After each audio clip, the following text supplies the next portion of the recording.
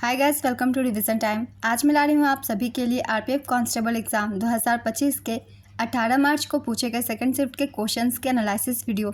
इस वीडियो में आपको जीके जीएस के क्वेश्चन मिलेंगे जो कि आज के एग्जाम में पूछे गए हैं। वैसे तो आज लास्ट एग्जाम थी, मगर आपकी कोई भी और भी एग्जाम आने वाली है, उस एग्जाम के लिए भी आप इस वीडियो को देख सकते हैं, क्योंकि इसमें बहुत ही इंपॉर्टेंट जीके जीएस है और साथ ही एक्स्ट्रा फैक्ट्स भी बहुत ही इंपॉर्टेंट है जो कि आपको आने वाले एग्जाम में भी हेल्प करेंगे। तो चलिए स्टार्ट करते हैं आज की ये वीडियो।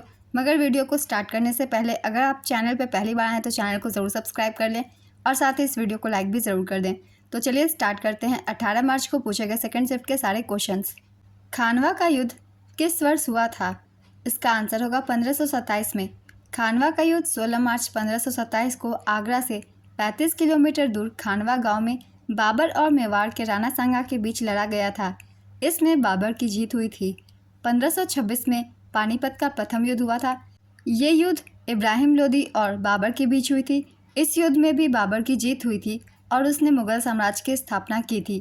और 1528 में चंदेरी का युद्ध बाबर ने लड़ा था और इसके बाद फिर 1529 में घाघरा का युद्ध भी बाबर ने लड़ा था।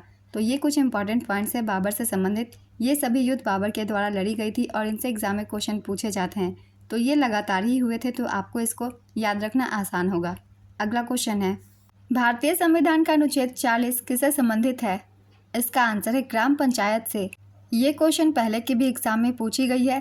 अगर आप लोगों ने एनालिसिस वीडियो ठीक से देखी होगी तो आपका इसका आंसर पता होगा। भारतीय संविधान का अनुच्छेद 40 ग्राम पंचायत के संगठन से जुड़ा हुआ है। इस अनुच्छेद के तहत राज्य को ग्राम पंचायतों को संगठित करना होगा, साथ ही उन्हें ऐसी शक्तियाँ और अधिकार देने होंगे जिनसे वे स्वायत्त शासन की इकाइयों के रूप में काम कर सके। इस अनुच्छेद को संविधान के प्रारूप में बिना किसी विरोध के जोड़ लिया गया था। यह संशोधन 22 नवंबर 1948 को विधानसभा में पेश किया गया था। अब हम जान लेते हैं कुछ और भी अनुच्छेद के बारे में जो कि इम्पॉर्टेंट है। इनसे भी किसी भी एग्जाम में क्वेश्चन पूछ लिए जाते हैं। जैसे कि अनुच्छेद 243, इसमें पंचायतों की परिभाषा बताई गई है। अनुच्छेद 44, इसमें नागरिक समान संहिता के बारे में बताया गया है। अनुच्छेद 51A में मौलिक कर्तव्यों का उल्लेख है। नेक्स्ट क्वेश्चन, संविधान का 100वां संशोधन किससे संबंधित है? इसका आंसर है भारत और बांग्लादेश के बीच 1974 के भूमि सीमा समझौते को लागू करने से संबंधित है। 100वां संविधान संशोधन, जिसे 100वां संशोधन अधिनियम 2015 के रूप में जाना जाता है, भारत और बांग्लादेश के बीच 1974 के भूमि सीमा समझौते को लागू करने से संबंधित है, जिसमें दोनों देशों के बीच कुछ क्षेत्रों का आदान प्रदान हुआ था।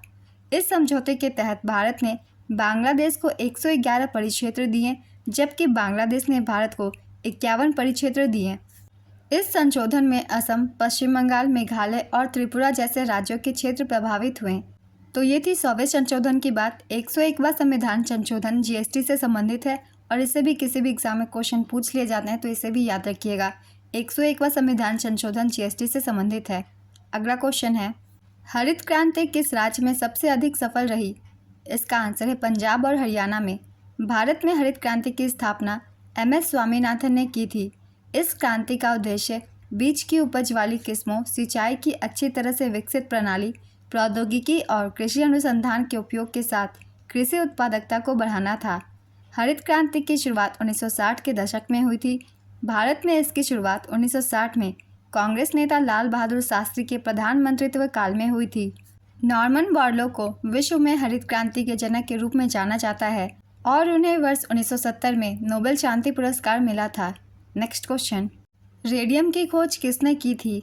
इसका आंसर है पियरे क्यूरी और मैरी क्यूरी।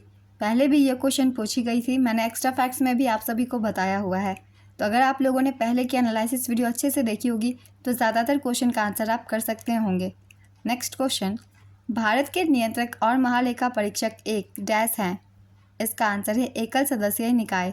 भारतीय संविधान के अनुच्छेद 148 के अनुसार भारत का नियंत्रक और महालेखा परीक्षक देश का शीर्ष अंकेक्षण निकाय है। वर्तमान नियंत्रक और महालेखा परीक्षक श्री के संजय मूर्ति हैं।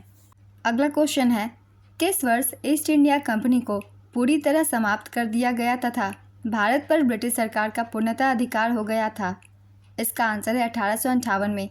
ये क्वेश्चन काफ़ी बार पहले के एग्जाम में पूछी गई है। पोर्ट ब्लेयर का नया नाम क्या है? इसका आंसर है श्री विजयपुरम।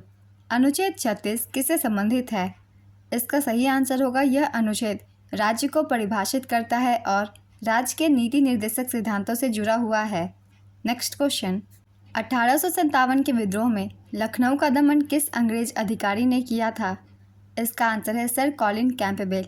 ये भी मैंने काफ़ी बार आप सभी को बताया हुआ है। तो चलिए 1857 की क्रांति से एक बार फिर से रिवीजन कर लेते हैं सारे पॉइंट्स की। वैसे तो ये एग्ज़ाम ख़त्म हो गई है, मगर आने वाले एग्ज़ाम में भी ये सारे पॉइंट्स आपको हेल्प करेंगे और जीके जीएस रेगुलर रिवाइज करते रहना ज़रूरी है, तभी ये आपको एग्ज़ाम में हेल्प करेगी। 1857 के विद्रोह में लखनऊ का दमन सर कॉलिन कैंपबेल ने किया था।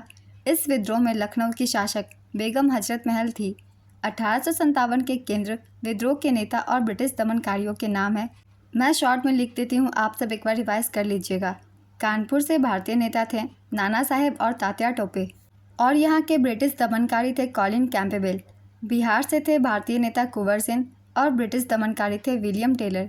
लखनऊ से थे भारतीय नेता बेगम हजरत महल और ब्रिटिश दमनकारी कॉलिन कैंपबेल। झांसी से भारतीय नेता थी रानी लक्ष्मीबाई और यहाँ के ब्रिटिश दमनकारी थे ह्यूरोज।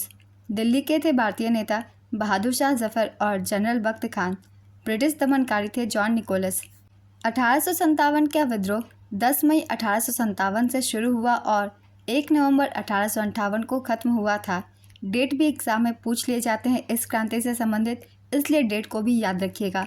अगला क्वेश्चन है, 1997 में उस समय के तत्कालीन राष्ट्रपति KR नारायणन ने किस राज्य में राष्ट्रपति शासन को अस्वीकार कर दिया था? इसका आंसर है बिहार में। अर्थशास्त्र पुस्तक किसने लिखी थी? इसका आंसर है कौटिल्य। कौटिल्य का और भी नाम है विष्णुगुप्त और चाणक्य, तो अगर ऑप्शन में विष्णुगुप्त या चाणक्य हो तो वो भी सही आंसर होगा, सभी इनका ही नाम है। और अर्थशास्त्र जो पुस्तक है इसका विषय वस्तु राजनीति है, तो इसे भी याद रखिएगा। Tata iron and steel company की स्थापना कब हुई थी? इसका आंसर है 1907 में हुई थी। Tata iron and steel company की स्थापना दोराबजी टाटा ने 25 अगस्त 1907 को जमशेदजी टाटा समूह के हिस्से के रूप में की थी। यह 1910 में बनकर तैयार हुआ था, लेकिन उत्पादन 1911 में शुरू हुआ। यह प्लांट जमशेदपुर में स्थित है। नेक्स्ट क्वेश्चन, तटीय उड़ीसा का प्राचीन नाम क्या था? इसका आंसर होगा कलिंग। पुराने उड़ीसा का नाम कलिंग था, इसे कलिंग के नाम से जाना जाता था। धौलावीरा में पेंटिंग किस चीज़ से बनती थी? इसका आंसर है पत्थर और मिट्टी। यह हड़प्पा सभ्यता से क्वेश्चन है। इस समय पत्थर और मिट्टी से पेंटिंग्स बनती थी। इलाहाबाद में 1857 की क्रांति का नेतृत्व किसने किया था? इसका आंसर है मौलवी लियाकत अली ने। 1857 की क्रांति के दौरान इलाहाबाद में विद्रोह का दमन कर्नल ऑनसेल ने किया था। 17 मार्च के एग्ज़ाम में भी इस टॉपिक से क्वेश्चन पूछे गए थे और मैंने एक्स्ट्रा फैक्ट्स में सारी जगहों से नेतृत्वकर्ताओं के नाम लिख दिए थे। तो अगर आप लोगों ने वीडियो को ध्यान से देखा होगा तो आपको इसका आंसर पता होगा। तो इसलिए मैं कहती हूँ जितने भी एक्स्ट्रा फैक्ट्स होते हैं उन्हें आप सब ध्यान से सुना कीजिए, बिना वीडियो को स्किप किए हुए। तो चलिए अब दूसरे क्वेश्चन को देखते हैं। मैंग्रोव वनस्पति कहाँ पाई जाती है? इसका सही आंसर होगा उष्णकटिबंधीय पर्णपाती वन में पाई जाती है। अगला क्वेश्चन है, मानव विकास सूचकांक का आधार क्या है? इसका आंसर होगा स्वास्थ्य, शिक्षा और जीवन स्तर। ये तीनों ही आधार हैं और इन तीन आधार के बेस पर ही देशों को रैंकिंग प्रदान की जाती है। मानव विकास सूचकांक संयुक्त राष्ट्र विकास कार्यक्रम UNDP द्वारा प्रकाशित किया जाता है। HDI की शुरुआत 1990 में हुई थी। HDI को मापने के लिए स्वास्थ्य, शिक्षा और जीवन स्तर जैसे कारकों को ध्यान में रखा जाता है। नेक्स्ट क्वेश्चन, राष्ट्रीय राजमार्ग 2 कहाँ से कहाँ तक है? इसका आंसर है दिल्ली से कोलकाता तक। इसकी लंबाई 1465 किलोमीटर है और सबसे लंबा राजमार्ग NH44 है, इसे भी याद रखिएगा। नेक्स्ट क्वेश्चन, वायलिन में कितने तार होते हैं? इसका आंसर होगा वायलिन में 4 तार होते हैं। तो आज के सेकंड शिफ्ट के क्वेश्चंस कंप्लीट होते हैं। अगर आप सभी को ये वीडियो हेल्पफुल लगे तो वीडियो को लाइक ज़रूर कर दीजिएगा और इस तरीके की कम टाइम के एनालिसिस वीडियो के लिए चैनल को भी सब्सक्राइब कर लीजिए। जितने भी एग्ज़ाम आएंगे आप सभी को ऐसे ही कम टाइम के एनालिसिस वीडियो मिलते रहेंगे और बहुत ही ज़रूरी एक्स्ट्रा फैक्ट्स के साथ। तो फिर मिलते हैं अगली वीडियो के साथ। आप सभी को आने वाले एग्ज़ाम्स के लिए ऑल द बेस्ट।